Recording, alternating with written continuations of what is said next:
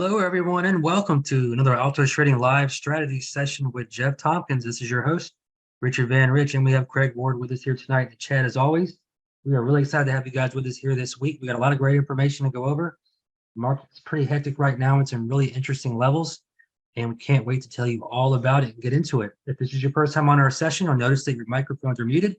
That's so we can all hear Jeff and I talk, but there is a Q&A box. So if you toggle around your cursor, you'll notice at the bottom of your screen, you see a little box with Q&A or chat. Put your questions in Q&A if you can, and we'll see those and get through them throughout the evening and answer questions before we sign off. If you have any questions about your personal account with Altos Trading, anything regarding any open trade alerts, subscriptions, access to Zillion, Trade Trend, anything like that, email support at Altos Trading, and we'll get those sometime tomorrow. If you're watching this for the first time on YouTube, please like and subscribe so you can catch our future videos. If you have to hop off for any reason tonight, don't worry. This is recorded and will be available in the members area tonight and also sometime on YouTube over the next couple of days. So before I bring on Jeff, let me just read the disclaimer. Altos Trading LLC and Trade Trend / Zillion software is intended to be used as an information service for subscribers and includes opinions as to buying, selling, and holding various stocks and other securities. However, the publishers of Altos Trading, Trade Trend, Zillion softwares are not brokers or investment advisors and do not provide investment advice or recommendations directed to any particular subscriber or in view of the particular circumstances of any particular person.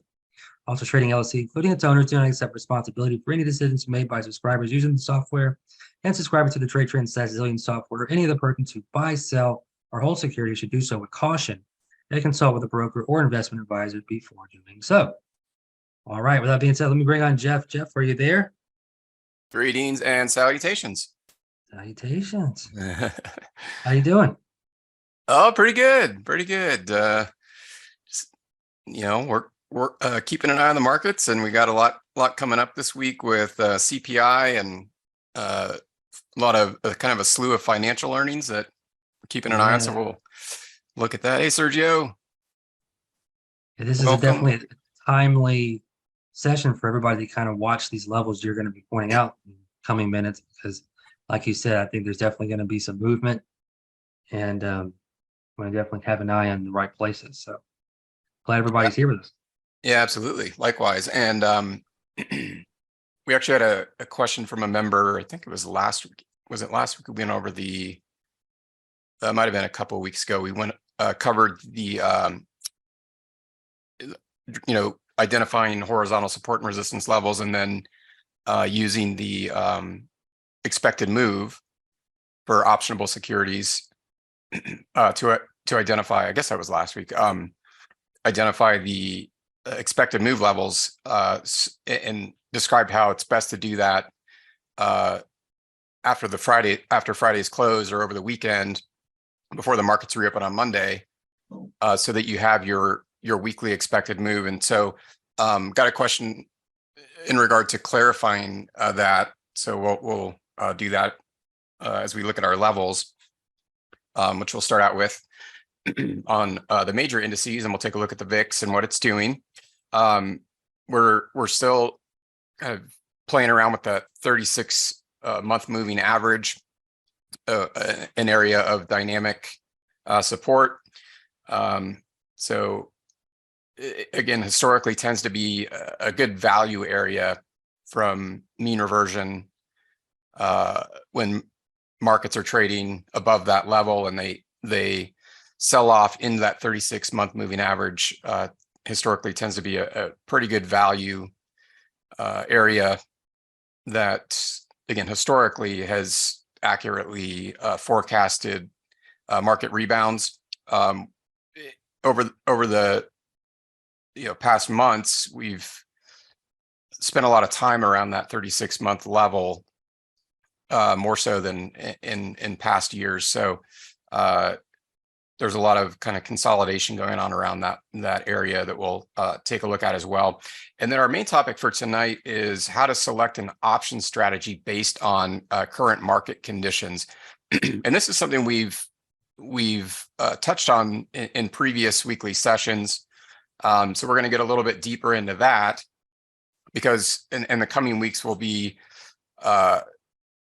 going deeper into specific option strategies. And this might be a good time just to let you guys know, we're considering kind of reformatting our weekly sessions, particularly last week, and it was mostly because we were starting out a new year, and so we spent more time than usual on our mapping out our levels and our market overview, and we don't have a whole lot of time together on our sessions, usually like an hour or so, and of course we'll go over if it's necessary, but we want to respect everyone else's time as well, and give you as much time as possible with the strategies in the ticker roundtable. And we've noticed that over the weeks there are some sessions, like I said, with particularly last week, where the market overview can sometimes take up a lot of the session time. So we're considering kind of reformatting and providing our market overview ahead of time before our Tuesday night session, so you guys have time to review it, and then spending more of our time on our Tuesday night sessions focusing on strategy. And rather than jumping around week to week from one strategy to the next, we're also considering focusing on a particular strategy over multiple weekly sessions, so that we can build your knowledge and experience in things with that specific strategy over the course of a number of sessions, versus just limiting it to the one session. So just FYI, we're looking at some different ways to do that. So here in the next few weeks, we'll keep you posted and let you know how we're gonna reformat that. But we want to maximize the time and value for you guys. So it's really the reason behind that. But so for tonight, as far as the selecting an option strategy, and if you don't trade options, this is still valuable information. That as far as the analysis that we'll do to determine whether it makes sense to trade one particular option strategy over another. And certainly if you do trade options, this is very valuable, and something that we've noticed with a lot of our students and members that's commonly overlooked, and not just with our members, of course. I think just in the options trading world, when with so many different types of strategies, options are a great vehicle for in terms of flexibility and selecting, having at your disposal all these different expiration cycles and strike prices, and sometimes it can be kind of overwhelming or uncertain in terms of what strategy you're going to use, because even if you have a particular outlook for an optionable stock, let's say, then there could be many option strategies that you could structure around that idea, and so then it kind of becomes a guessing game for most people, like, well, which strategy should I use, and which makes the most sense? So we're going to help you with that tonight, and help you kind of navigate why it makes sense to use one strategy over another, even if maybe they're both bullish strategies or they're both bearish strategies, if you're kind of weighing the options between both. So I think that'll be really helpful for you guys, and certainly it'll help lay the groundwork for future strategies that we cover in our weekly sessions, and then we'll wrap up with Q&A. So I'm going to check. We're still waiting on our data. There was a bit of a technical issue with our data provider. So let me go ahead and refresh the Zillion dashboard here and see if we can get today's current data. If not, we'll just go over to the, it looks like, yeah, we did get it potentially here. Let's zoom in. Not, we can go over to the Thinkorswim platform. Okay, yep, we got it updated here. All right, so looking at the S&P, we have some interesting things going on right now. As far as our key levels, we've finally broken out of this tight range that we've been in over the past couple of weeks, and talked about in depth last week on our session. And I emphasized last week to really be cautious as it relates to potential false breakouts of this 3,800 to 3,900 level, or zone, I should say. And it looked like, we broke out yesterday. Monday's trading was a very strong breakout and then a bearish reversal. But we reversed back down into what was previous resistance. So this is our previous resistance level, the top of the range, and then our support level down around 3,800. So we were looking at this tight range that we've been in between 3,800 and 3,900. So there's a few significant things going on here. So we've broken out. It looked like it was staging a false breakout yesterday.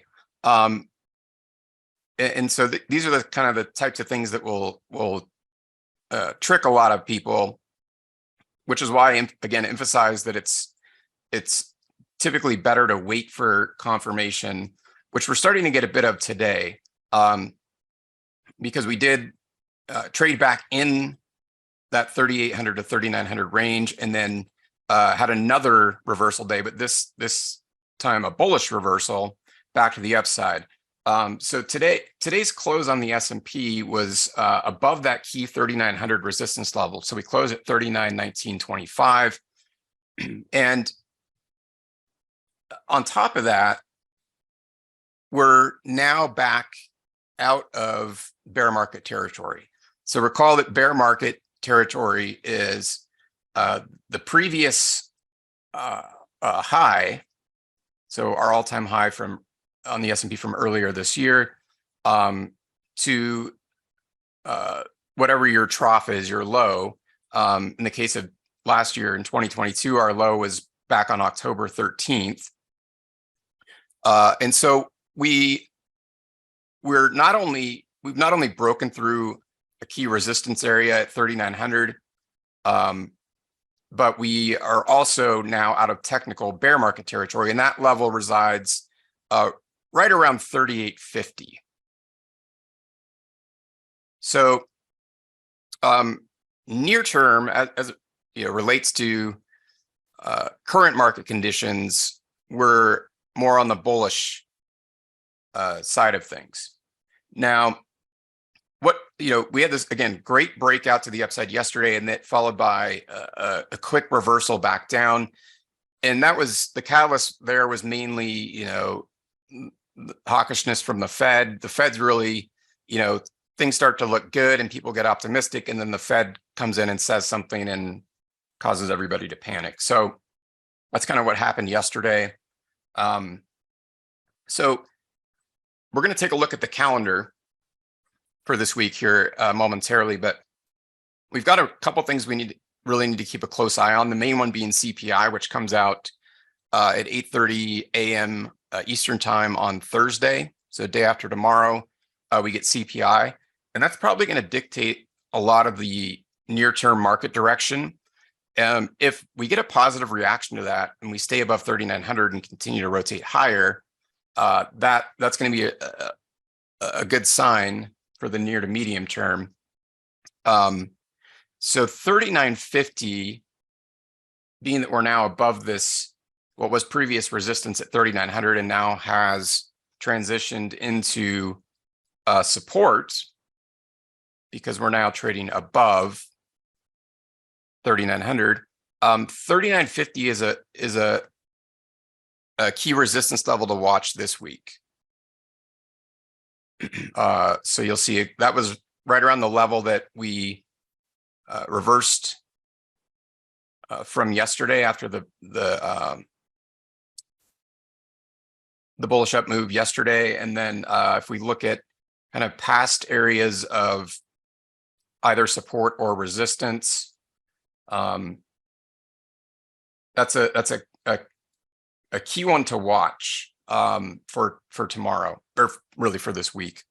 So if we do continue to rotate higher tomorrow, or if there's a positive reaction from the Fed, really watch that 3,950 level closely. And then last week we talked a lot about confluence between both static and dynamic support and resistance. So you'll notice that currently our upper volatility band, which uses we're using the Bollinger Bands here. There's confluence between a major static horizontal level at a millennial mark, which is at 4,000. That almost perfectly coincides with our dynamic resistance area, which is a 2 standard deviation move from the 21 period mean. So 4,000, if we can break through 3950, is going to be the next critical level to watch. If we can get through 4,000, and we'll likely know if that will occur sometime in the next couple of weeks, then that's really going to open the door for higher prices in the markets.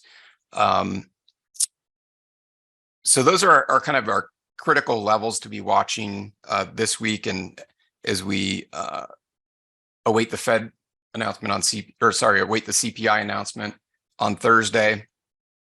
And then looking at the NASDAQ, we'll look at the Qs real quick.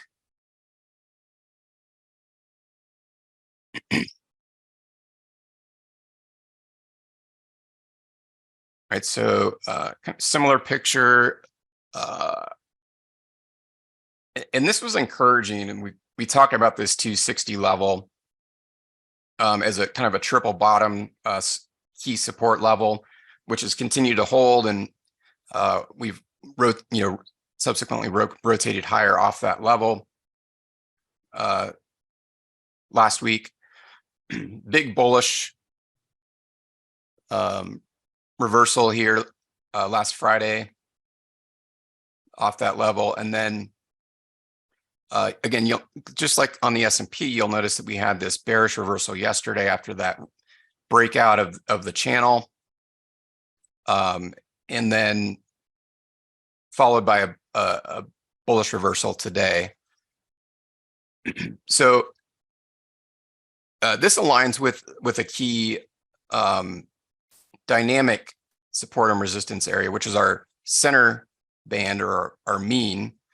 And near term, this indicates bullishness. So while we did have that bearish reversal yesterday and then subsequent close below our 21 period mean, we then close back above.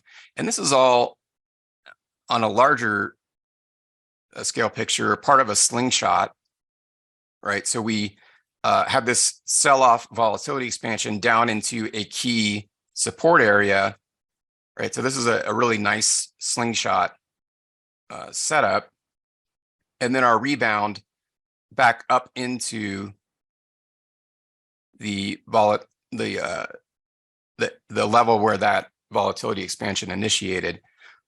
We haven't quite really made it back up there perfectly, but if you look at the candle on this particular day that initiated that volatility expansion, so it was the first candle to touch the lower band, which is a 2 standard deviation move from the center band, or the mean. And so if you look at the low from that day, that's also coincides with the high from yesterday and the bearish reversal. So that's going to be, if we look at resistance, the level to watch. So that's going to be kind of right around, just redraw that a little bit better, right around at 275 to 276. Okay, so that's our key resistance level on the NASDAQ 100, the Qs. And the encouraging thing is, again, we got the close above the mean today. So if we can sustain a close and positive momentum through this resistance level, I expect that we'll see a continuation of the up move in the NASDAQ to our next major level or zone of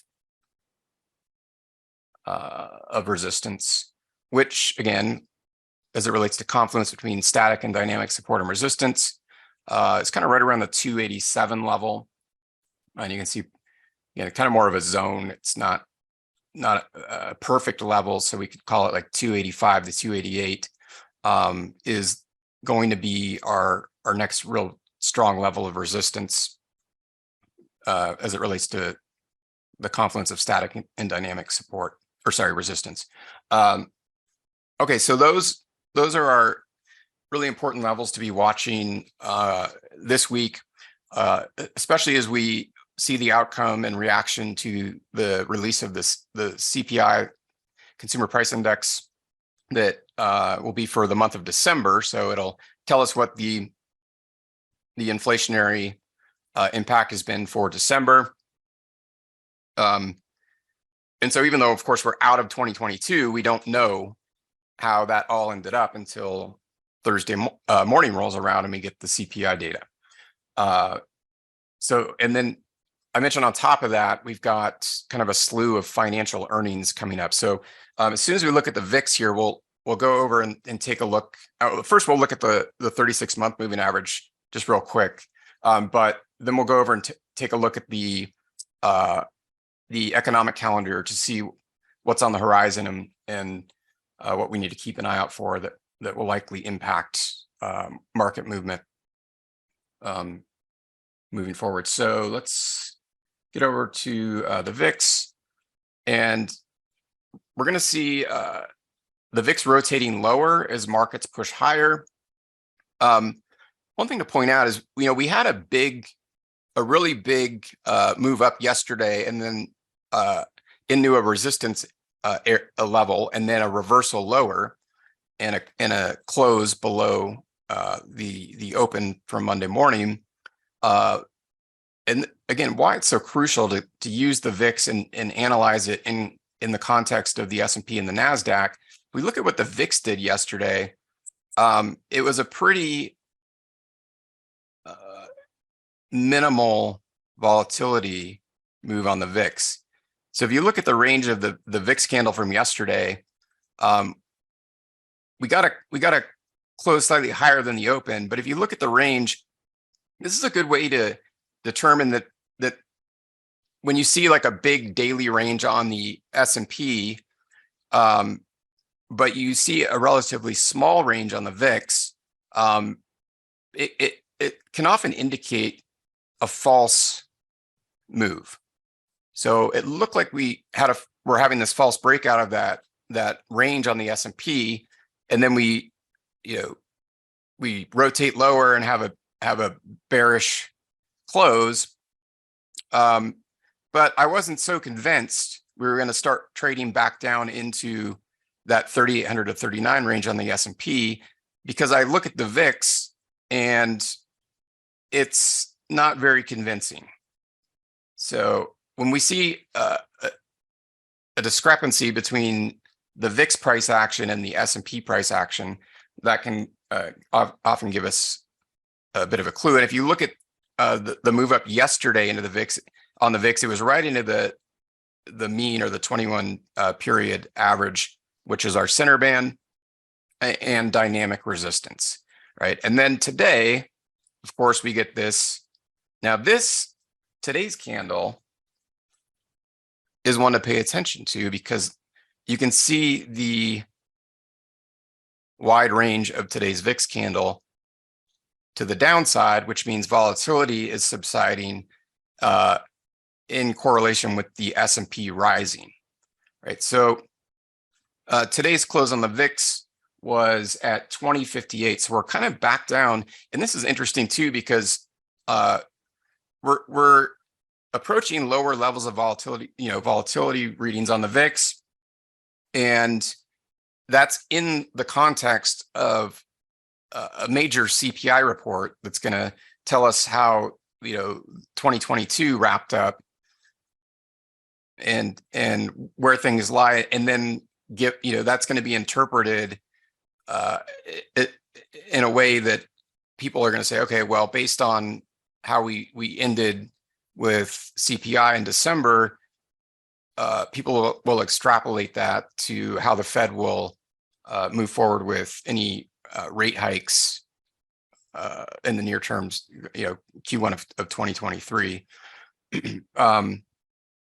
So again, watch the VIX closely, particularly around the CPI release on Thursday. If we can break through those key resistance areas on the S&P and the NASDAQ that we just looked at, and we can get a VIX close, because we are rotating back down into this critical 20 level on the VIX. If we can get a close back below that and closes above the resistance levels we just mapped on the S&P and the NASDAQ, then that will add to the conviction of the potential continuation of a rotation higher on the major indices and in the broader markets. So these are the things I'm really watching this week, as well as keeping a close eye on the 36 period moving average. So let's quickly take a look at that. Okay, so again, this is a monthly chart, so we really want to put the most weight into the candle once the month is completed, but I still monitor this every day and get an idea of like how the market's reacting around this key dynamic average, which again, historically, if you look back at prior mean reversions and market sell-offs, whether it be a full-on bear market or a market crash like we saw here back in early 2020, we can have periods of weeks or even months kind of playing around with this key dynamic level of support, and over the past 7-8 months, we've really spent a lot of time down around this level. It can really serve as a value area in terms of telling us whether there's more bullish or bearish sentiment, behind buying and selling pressure, and then if we combine that with our key levels of support and resistance, can give us really serve as a great tool for gauging future market direction.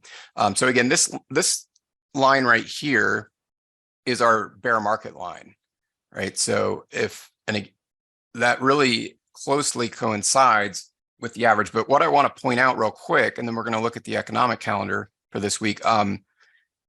You'll see that and it may be difficult. Let me actually zoom in a bit here.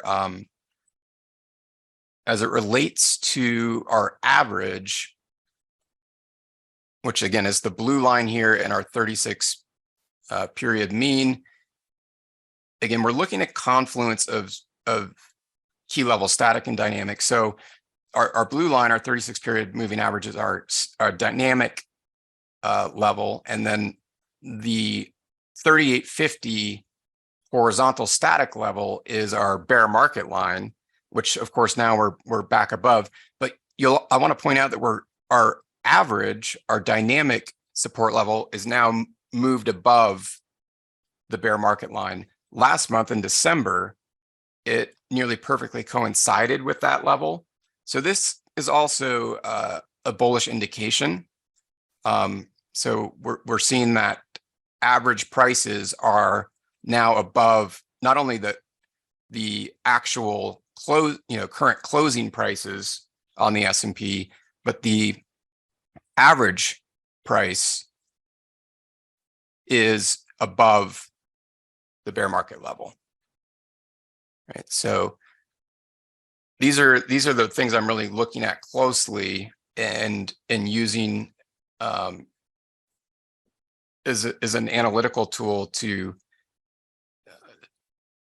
kind of paint the picture of where the market, where the sentiment is, where the market is likely headed in the near to medium term, and then how I'm going to use that information to structure my strategies.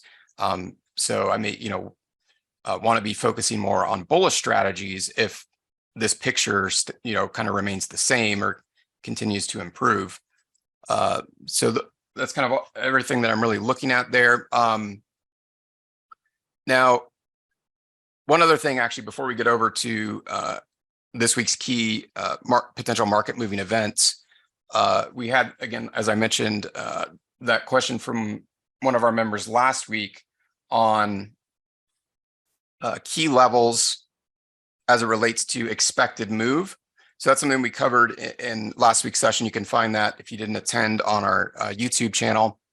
Let me get back over to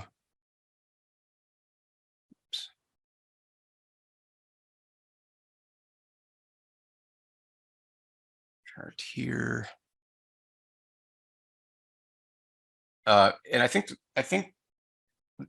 the question was specifically on the S&P 500 ETF, the SPY. So what I like to do after market close on Friday, and of course you can do it over the weekend, or you just want to do it before the market opens Monday, because once something starts to trade, then expected moves can change. They're not set in stone. They change as market volatility and other factors change as well. So I like to do this just off of a daily chart, sometime after the Friday close or over the weekend, to know where my key levels are as it relates to expected move. And that, again, can be found in the options chain. So what I generally do is I start out just simply by drawing a line from the close on Friday. So that was roughly Friday's SPY close, right around 388. Okay, and then I look at the options chain, right? So I'm going to show you that here. So if we look at the SPY, and of course we're now 2 days into the trading this week. But if it were over the weekend, I want to go out to Friday's expiration for the coming week. So you're going to go out 5 days in expiration. So select the options expiration that coincides with the coming week's Friday expiration, right? So that'll be, I think, Friday the 13th. It's coming up on, it will be this Friday, right? And then once you identify the expiration, you can get your expected move. And we, again, covered all that last week. So if you didn't attend, you can find that the information on how to do that. So then we want to draw 2 more lines. We want to draw, because the expected move gives us a number, positive or negative. So the options market is forecasting prices to remain within this range for the coming week. Now, certainly these levels can be broken, and often when they're broken to in one direction or the other, to the upside or downside, that can and we get a sustained close above that. That's also good to know, because it historically leads to a continuation of a move in that direction in the near term. So great information to have, but also just to be aware of as you're trading the markets during the week. Where might you encounter potential support and resistance? So we have, periods of, weeks, whether it's sporadic or you might have a slew of them in a row, where these expected moves are violated or breached. But if you look at the totality of the expected moves on a historical basis, they're often quite accurate. And if you run this exercise and do this regularly each week, and again, you just have to really do it once a week, you'll be amazed at how often you see, whether markets trade up or down, interact with these levels and then, reverse off of them or whatnot. So this line I drew here again is our close from Friday, right? January 6th. Now, once I know what the expected move is, and I think off the top of my head, it was like plus or minus 8 points on the SPY. I want to take that and then add and subtract it to draw my expected move support and resistance lines. So our resistance, I think, would have been right around 396. Okay.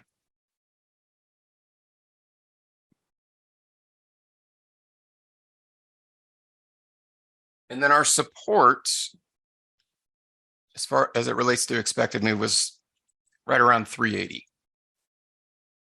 So again, plus or minus, roughly 8 points. So the center here is kind of our line in the sand from where the market opens up for the new week. And then we want to keep an eye on whether we're trading in the upper zone or the lower zone. And if we're sustaining a directional move up or down, this can really help with trade planning. So if I was trading the SPY, and I set up, a bullish position, maybe using a bullish option strategy, this can help me plan my exits and trade management. Because if we're trading up into the upper range of the expected move for the week, which again, that level resides around 396, that might be a high likelihood of a reversal or price stall, or maybe we blow right through it, and then I want to keep my position open, maybe, or adjust it accordingly, and maybe roll, take profits off the table, or roll some of the position out in expiration. A lot of different ways to interpret and use that information as it relates to the strategy, but we want to really use this along with our static and dynamic key levels that we've mapped out and that we talked about more in depth last week. So again, right now, as I kind of paint the full picture and add up all these different variables, we've on the SPY reversed off our mean, our center band. We've closed above our middle band and are moving in a positive direction. And you'll see yesterday we closed right around this center level, or the close from Friday's trading, as a level of support.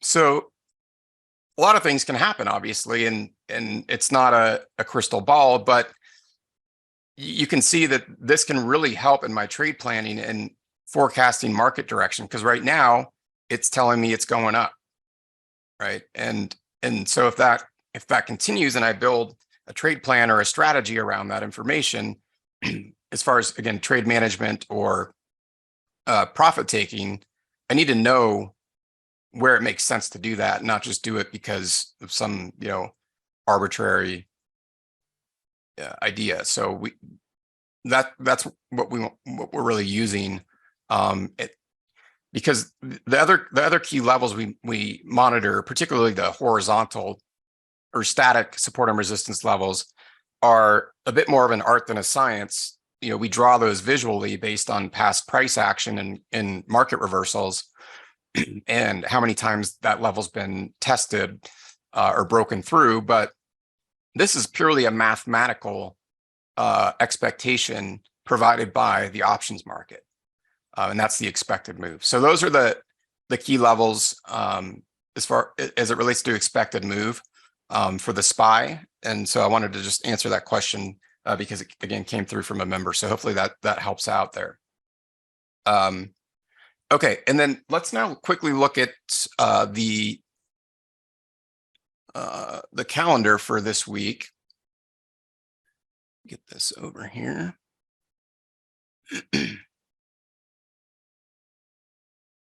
All right, so again, I mentioned that. So tomorrow we've got retail sales, so that could have some impact on market movement tomorrow.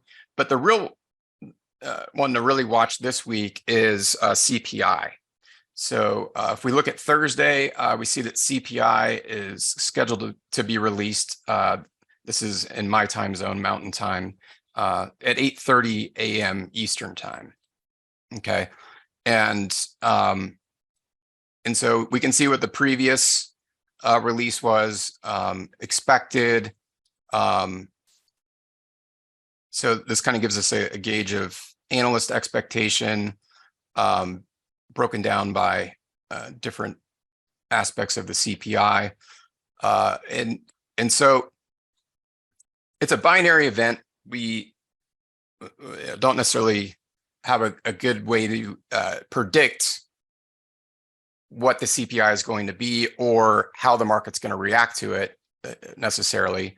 But what we can do is we can analyze everything that we have so far tonight, and then use that information is because there are market participants that know a lot more than you and I do, and oftentimes the price action as it relates to bullish or bearish sentiment and key levels and directional momentum can give us a clue as to what where the kind of a so-called smart money is betting is going to come out of a key report like CPI. So if we see markets moving up like we did today off of key support levels, and we see the VIX rotating lower, leading up into a major report like the CPI, that can give us some good clues. But be cautious that there can always be surprises, right? So that's the one to watch closely again Thursday morning. And then as far as earnings, we have a lot of financial earnings due out in the this week and in the coming weeks. So there's too many to go through, but if you use TOS or whatever your broker platform is, you can use the event calendar within your broker platform to look at upcoming major earnings, company earnings, and see which those are and what day they're due out, etc. So we've got those two real major factors that are set to impact markets this week and into the next couple of weeks, really, as far as earnings goes. So those are the things to kind of keep on your radar for this week. And I'll go ahead and pause there and see if there are any questions. Tammy, the calendar on TOS is, if you just go to your main dashboard, let me move this over here for you. If you go to the main TOS dashboard and you've got your tabs up here, you'll go to Market Watch, and that will bring you to the area where you can get quotes, alerts, etc. And on the far right should be your calendar. So you just select calendar, and you can configure it for weeks or months or however you want to visualize it, and then select which type of events that you want to see.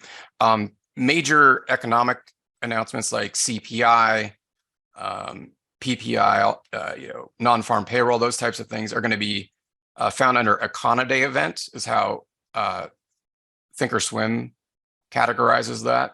So you can just select Econoday event if you only want to look at those. But you can obviously look at like upcoming dividends, earnings, etc. Any other questions, Richard, on our market overview, current market environments, upcoming events, anything like that? So a question came by when you were referring to the 36-month. Question was, since the month has not printed, could you possibly look at a weekly instead, or do you really need to stay on the monthly? You can certainly look at weekly, keeping in mind if you toggle over to a weekly chart, your average is no longer going to be a 36-month moving average. It's going to be a 36-week moving average because it adapts to your time frame. So the way to fix that would be to adjust the moving average period. So you'd have to increase that accordingly based on the lower time frame you're looking at, and making sure to keep your look back period the same.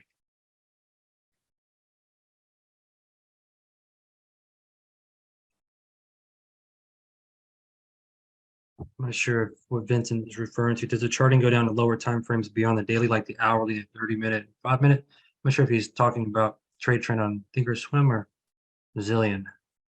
Okay.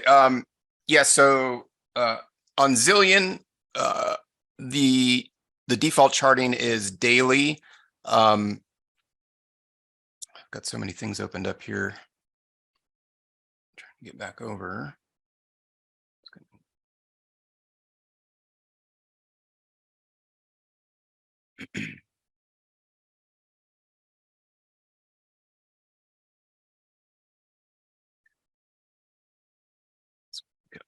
Screen, working off too many monitors here. So these are daily charts, and we're in the near future we will be adding intraday charting options on our Zillion platform, as well as broker integrations. So we're going to be continuously adding new broker integrations to the Zillion dashboard so that you can actually execute your trades, your orders through the Zillion dashboard and see your account within our dashboard. And that would use your broker's data. So if we, in the future, we plan on adding, TD Ameritrade, for instance. And so if you trade with TD Ameritrade or through Thinkorswim, you would be able to see that within the dashboard, and it would actually use the TD Ameritrade data. So basically any, it would be real-time data, and then any time frame, intraday time frame provided by TD Ameritrade or Thinkorswim would be available within the dashboard. So this is daily. So just off of the basic dashboard, there aren't any lower time frames in the daily time frame. As far as trade trend integration with broker platforms, then that can be currently be done on any time frame, intraday or weekly or monthly.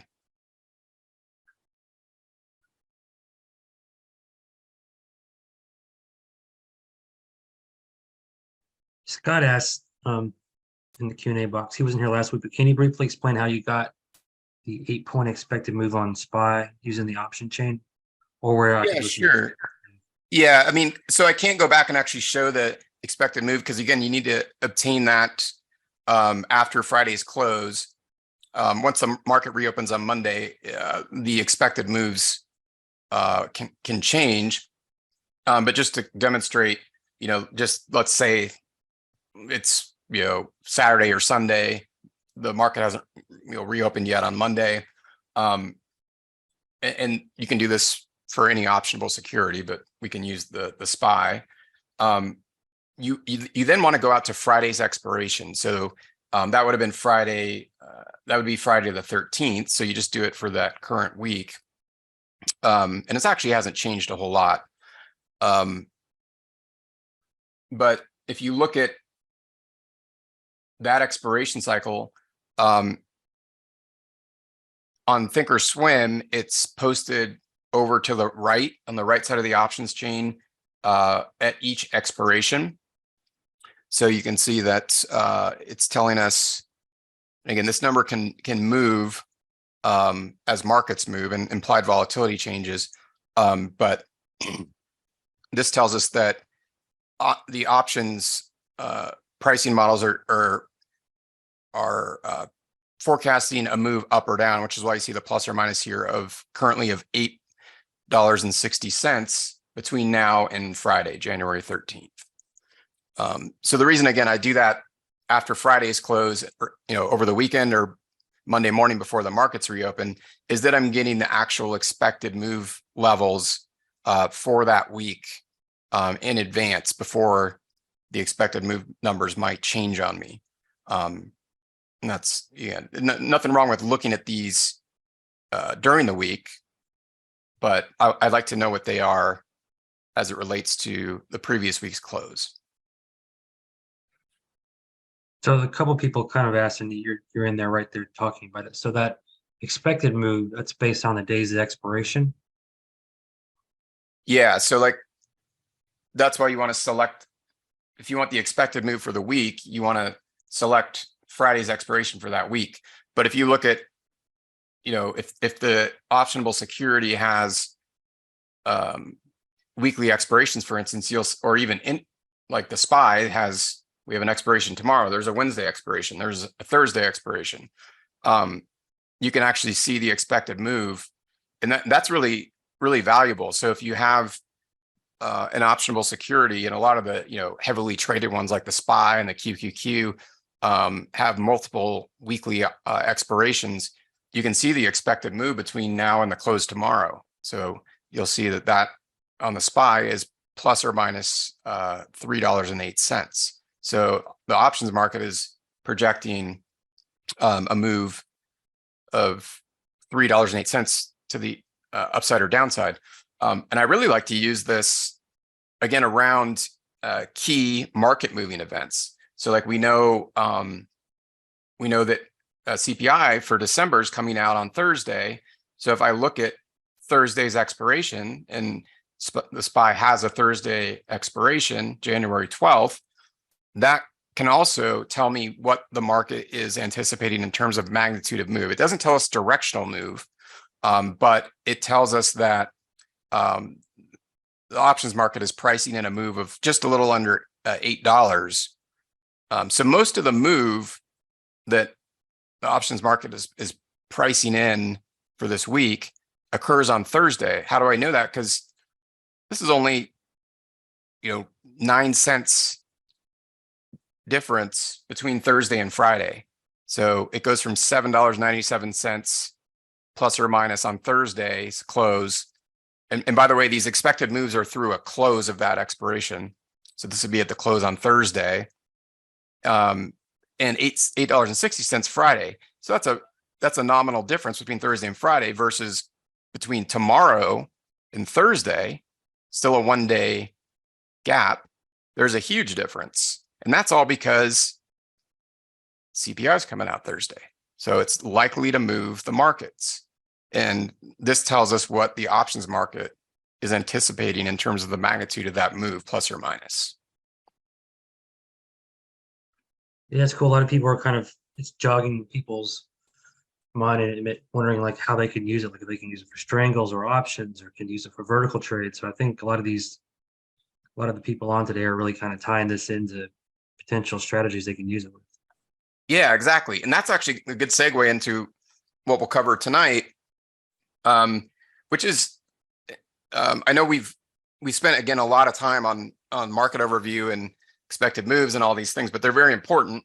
And certainly, looking at key market moving events coming up this week, it won't take us long to explain kind of how to select the appropriate option strategy for based on information like expected move and also implied volatility. So we're going to look at that now. It's a good segue if there aren't any other questions. But yes, absolutely. As it relates to that comment, like absolutely, expected move is a great tool to have when structuring an option strategy. Like if I'm going to set up an iron condor, I want to look for confluence between my static horizontal support and resistance levels, my dynamic support and resistance levels, which would be like the Bollinger Bands, which use standard deviation moves from an average, and also the expected move.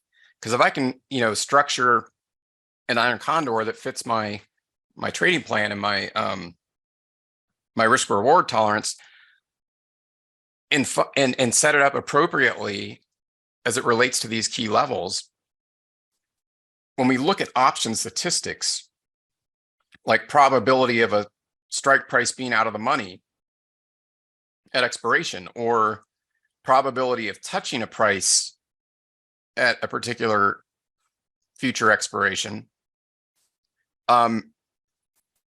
without a doubt, I can tell you based on experience and many years of analyzing this and using it, it significantly increases our probabilities of success beyond what mathematical or statistical probabilities would tell us.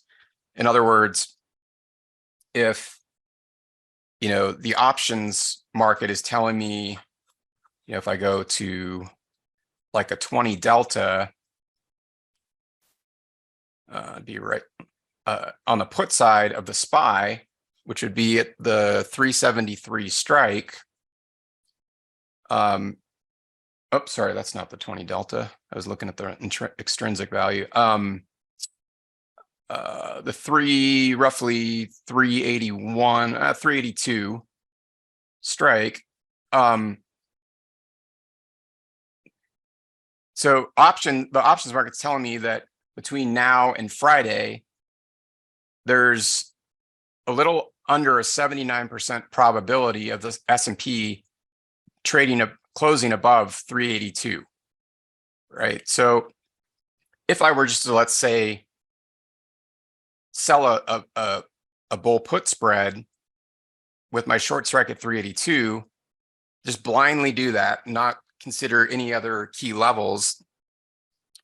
Statistically, I have about a 79% chance of success if I just put that trade on and left it. But the point that I'm making is that if you also align that with the other analysis that we've talked about, the expected move and the key static and dynamic support and resistance, and we find that, for instance, a key static and dynamic support level coincides with 382, and may also coincide with like an expected move. Historically, that percentage of success goes way up. How far is way up? It might go from 79% to like 90%. Okay, so again, this is pure probability and statistics, but when we blend it with the art of finding these levels, as we start our sessions out with our market analysis, that can really increase our probabilities relative to what the options statistics tell us. So let's talk about like strategy selection. There are so many option strategies. I mean, countless option strategies and way to structure trades, not just with, as it relates to expiration cycles and strike prices, but when we start getting into spreads, they can be as simple as a two-legged vertical spread, which could be like a bull put or a bear call credit spread, or a bear put debit spread or bull call debit spread. And then of course you can get into multi-leg strategies, iron condors, butterflies. You can even start combining expirations with calendar spreads, and the list goes on and on. So how do we decide, or know if one type of option strategy makes more sense than another, even if our outlook is universal? So let's say we have, I'm going to actually go over to the QQQ. Let's say we're either bullish or bearish.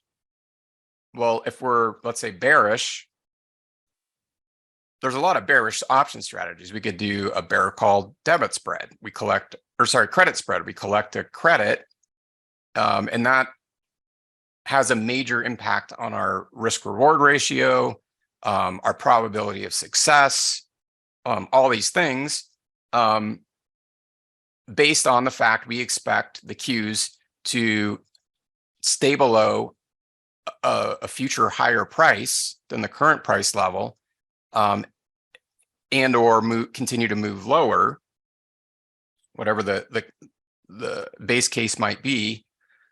But that's only one way to trade it. We could also do a bear put debit spread. So they're both bearish strategies. One involves a credit, one a debit. They're both two-legged vertical spreads, but they might not both make sense. So in some cases, in fact, probably a lot of cases, one strategy albeit based on the same expectation, let's say either bullish or bearish, might give you actually a lot more advantage. So in other words, let's say, just hypothetically, we're bearish on the QQQ, the NASDAQ 100. We expect it to move lower. How do we know which bearish strategy to use? Well, the options market actually gives us a really good clue as to what makes the most sense. And it's very overlooked, seldom used by most retail options traders. And I don't want to, say that you can't use a strategy if it doesn't align with what I'm going to demonstrate for you. But as far as an edge and we've actually touched on this in the past, but haven't spent, a whole lot of time on it.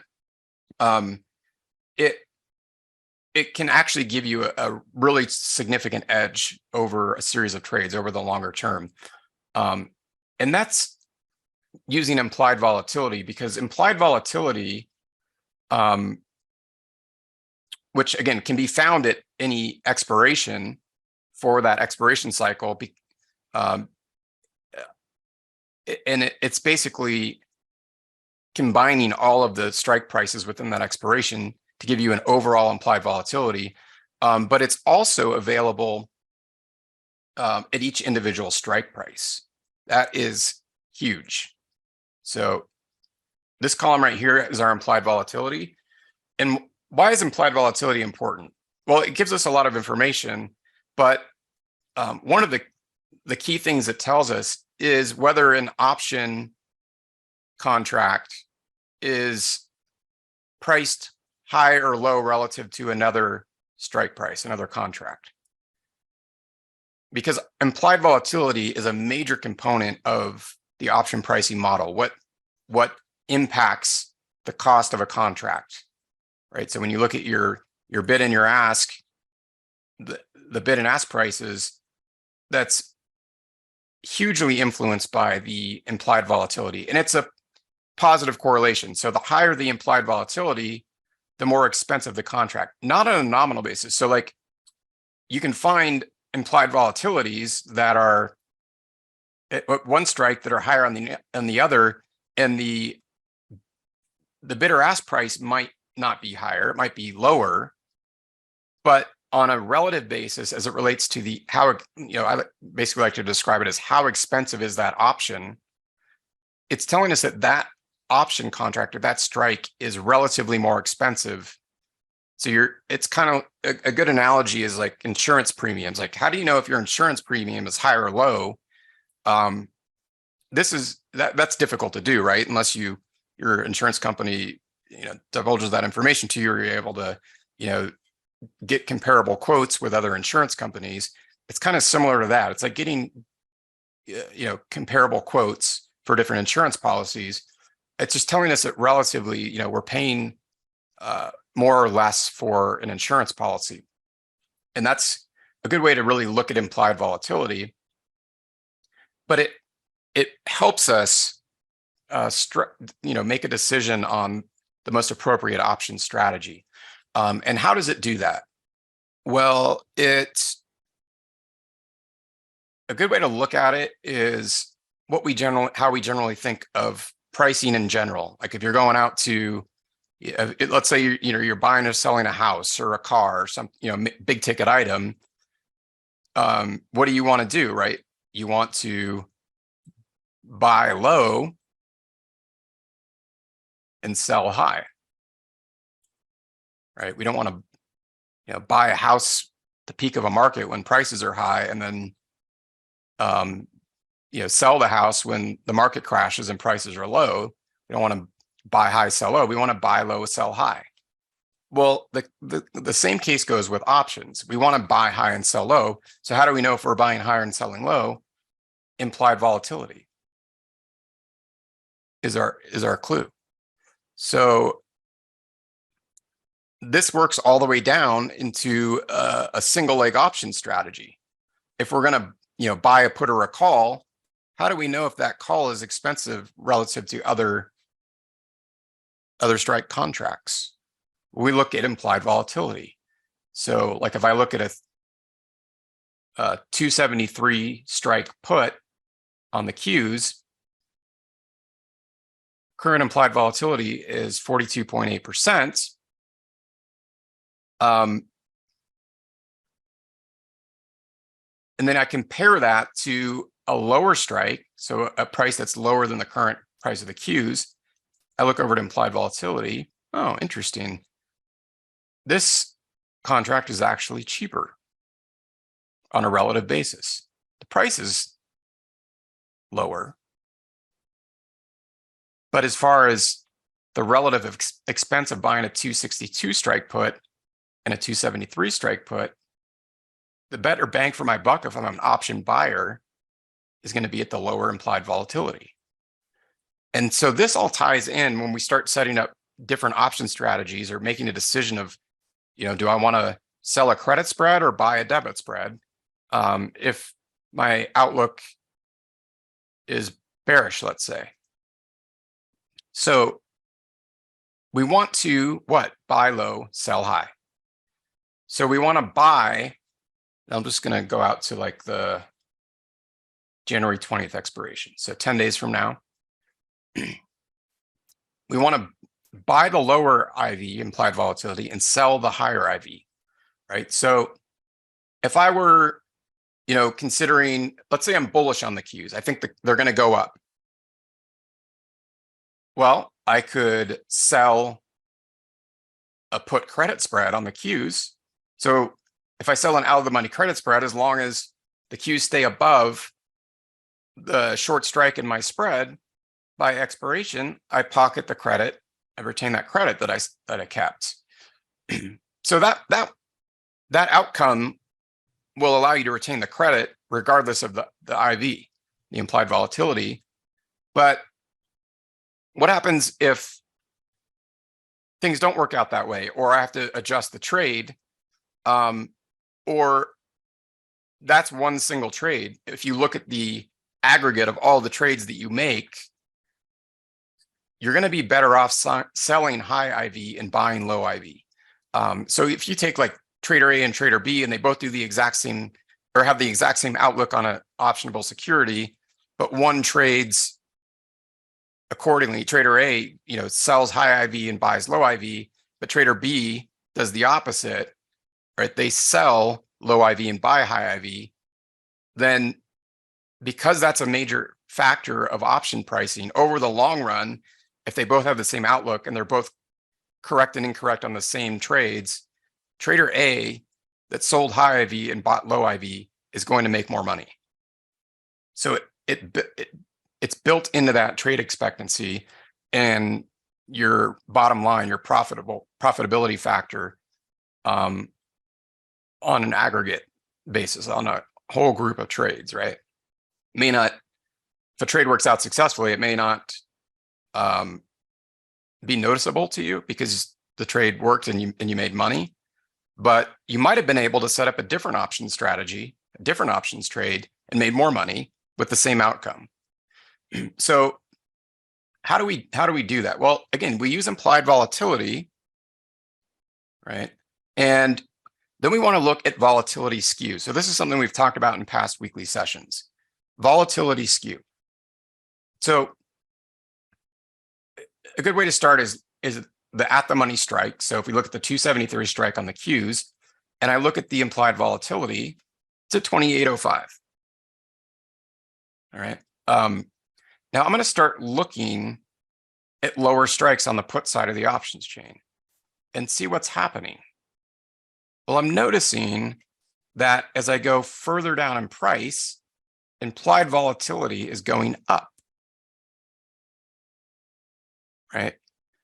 That tells me there's volatility skew to the lower strike prices, telling me that there's a higher demand. In other words, the lower strike puts are priced relatively higher than the higher strike puts.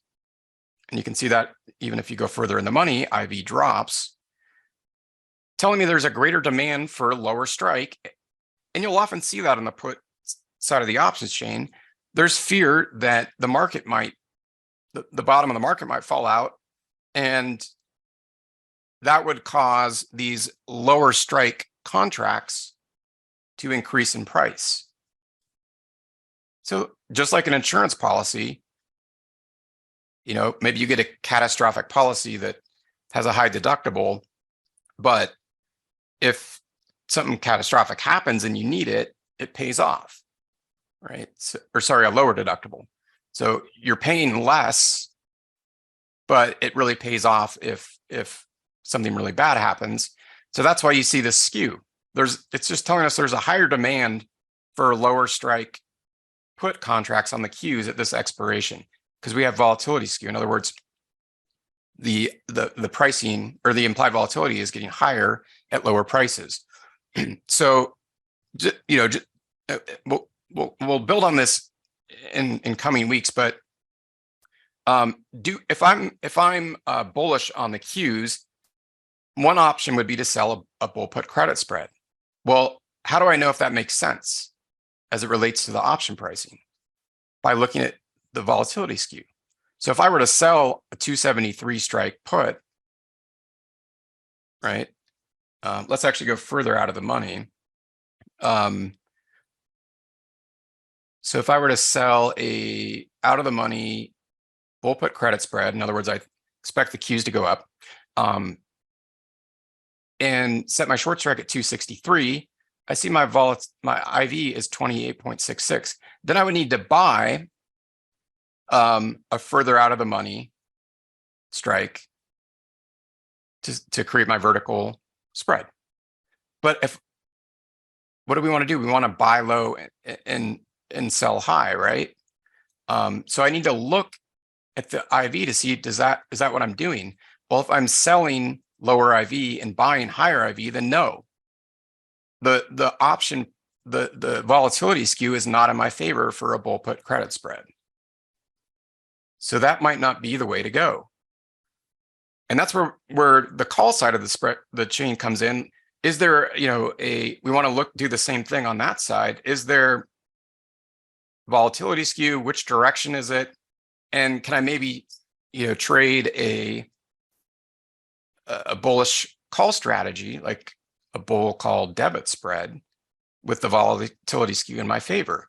Or we see on the call side, we see volatility skew dropping at higher strikes as we go higher in strike price, right? So with a bull call debit spread, again, still a bullish strategy, like the bull put credit spread is, other side of the options chain, I would be buying a lower strike than I'd be selling, right? But what would I be doing? Just randomly selecting some strikes here, but I'd be buying high IV, right? This is my long strike, and I'd be selling low IV. Do we want to buy high, sell low? No, we want to buy low, sell high. So again, does this strategy make sense based on the current volatility skew and option pricing? It's not that I can't do it. It's going to be harder to make money on that options trade because the volatility skew is working against me.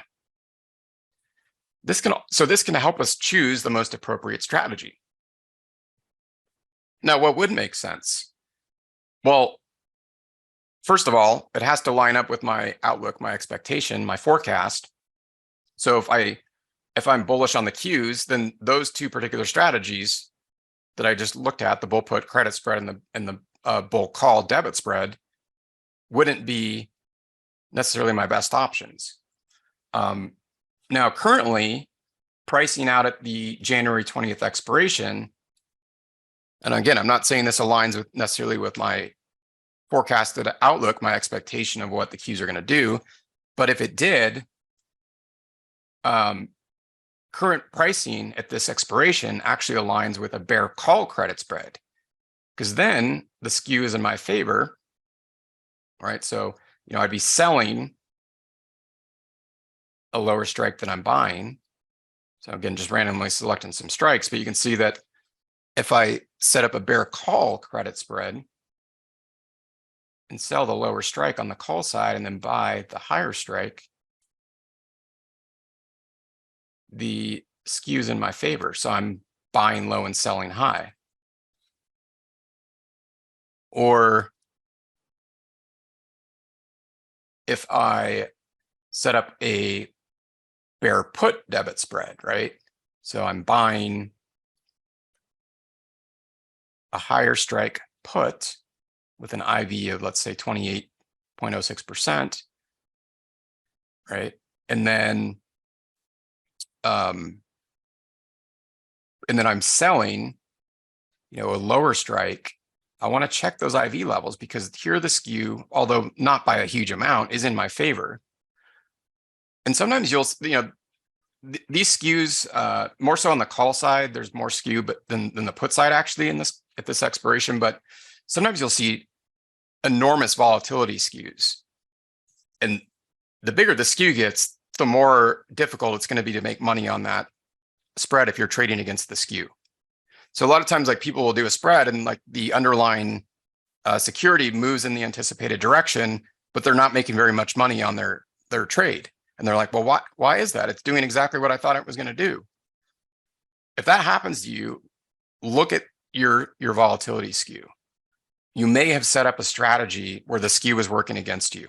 In other words, you sold low implied volatility and bought high implied volatility. Now, this can obviously get more complex if we look at additional legs within a spread, like a butterfly spread, or add in other expirations. But the same principle applies: buy high or buy low, sell high, right? So even if you're doing a butterfly or a three-legged spread or across multiple expirations, like with a calendar spread, or maybe you're doing a ratio spread, you still want to make sure that you're on a net basis, you're selling high IV and buying low IV to keep the volatility skew in your favor.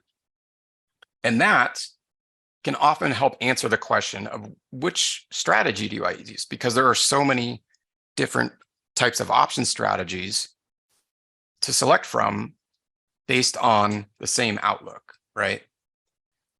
So that's how we use volatility skew. And when we combine it with, like if we're looking at our charts, and actually let's go back over to,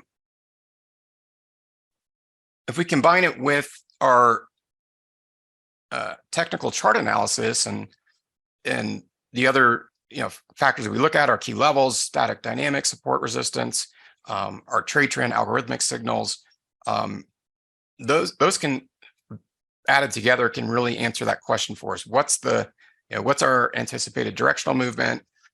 What are our implied move expectations?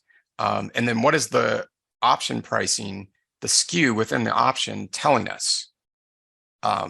Is it telling us that the skew is in our favor or against us for a particular option strategy? So you don't want to overcomplicate it. Just remember, higher IV means that strike contract is relatively more expensive than a lower implied volatility strike, and vice versa. So that's really how we look at it. So any questions on how to use that information to select the appropriate option strategy? Obviously, we just really looked at single leg or vertical spreads, but as we look at additional option strategies down the road, we'll be using this, looking at the volatility skew and the IV at various strike prices within other types of spreads, like for instance an iron condor, to make sure that we're trading with the skew as much as possible and not against it. And again, that will give us a very significant edge in overall success. But even if you're successful, the trader that trades with the volatility skew and not against it typically is going to make more money than the person trading against it. So there's not so many questions, but just everybody's posting. It's great information. All this is coming together for them. So I think it's extremely helpful for people. And if you feel like it's maybe a little bit beyond your experience or bit of knowledge, just rewatch the video and pull up your chart and look through it, and it should stick a little better for you. Let's see. Linda's asking, does this apply to an earnings trade calendar spread? Like where you Yeah, sell it an should option be. for earnings, buy an option after earnings kind of deal? Yeah, that would be kind of more of a calendar spread. The thing with earnings to watch out for is volatility crush. So you'll see option pricing become very inflated around earnings or other types of company specific releases. So you want to be cautious of that. So like if there's an upcoming earnings announcement, as you lead up into that earnings release, the closer you get, you're going to see IV increasing, particularly on the put side. But you'll likely see it on both the call and the put side. That's telling you that the demand for the contracts is increasing, but it's really good information because you can, if you're watching a company or trying to trade earnings around a company, you can watch the implied volatility on both sides of the spread to see which side is, you can look at the trajectory and the magnitude of the volatility increase, kind of see where the risk might reside. A lot of times you're going to see it on the put side because someone might own shares of that stock or something and be buying puts to protect their position around an earnings release. But you want to be careful, always be careful buying options into an earnings release because the prices are very overinflated. And once that release comes out, regardless of the move of the underlying stock, you get volatility crush. So the stock could, you could get an earnings release and the stock could not move anywhere. And the premium in that option, in those options around the expiration that surrounds that earnings release is they're just going to immediately be deflated. They'll just go to, the price will drop dramatically. But still good information to use. And I think, there's been a lot of studies done around, selling options versus buying options around earnings. And typically, the option seller around an earnings has the greater edge because they're taking advantage of high implied volatility and the subsequent volatility crush that ensues after the earnings release comes out. So I do use implied volatility if I'm going to sell, set up an option selling strategy around an earnings release, use that information as well. Yeah. Great. And Henry's just asking like earnings and dividends. So yeah, in a sense, just like you said, anytime implied volatility is high due to anticipated event, then the event happens and then price then goes the other way, then you get the volatility crush. So yeah. Yeah, exactly.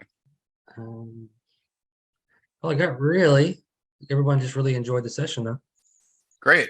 Well, yeah, again, we'll use this information, and we'll put the recording up for you guys on our YouTube channel so you can review it at your leisure. But we'll be using this information in addition to a lot of the other stuff we've covered in past weeks to build on strategy. So I mentioned as we started out, if you guys missed it, that we're kind of looking at changing the structure because again, tonight, we spent a lot of time on the current market overview, and I think we've talked with the team, and it would be valuable to have that ahead of our session for you guys to be able to watch that, and that way we can spend more time on the actual strategy part of it, especially as we get into option strategies or some more complex topics. We want to be mindful of your time and give you the most value on our weekly live Tuesday sessions for you to get the most out of those. So we'll let you know here when the format of our weekly sessions will shift over to something around that. We're still kind of working out how to the best way to do that, but we'll keep you guys posted. And just want to thank everybody for attending tonight. Thank you all. Thanks for all the kind words. I appreciate it. So we'll be back with you next Tuesday, same time, same place. And good luck for the rest of the week. Keep an eye again, CPI on Thursday morning, 8:30 Eastern. And I think we'll have a really good, much clearer picture moving into the remainder of Q1 this year, once we see what December CPI looks like. So I'm excited to revisit that next week when we meet again. And we'll be going over some really cool strategy stuff next week. So plan on seeing you guys back then. Take care. Have a great rest of the week.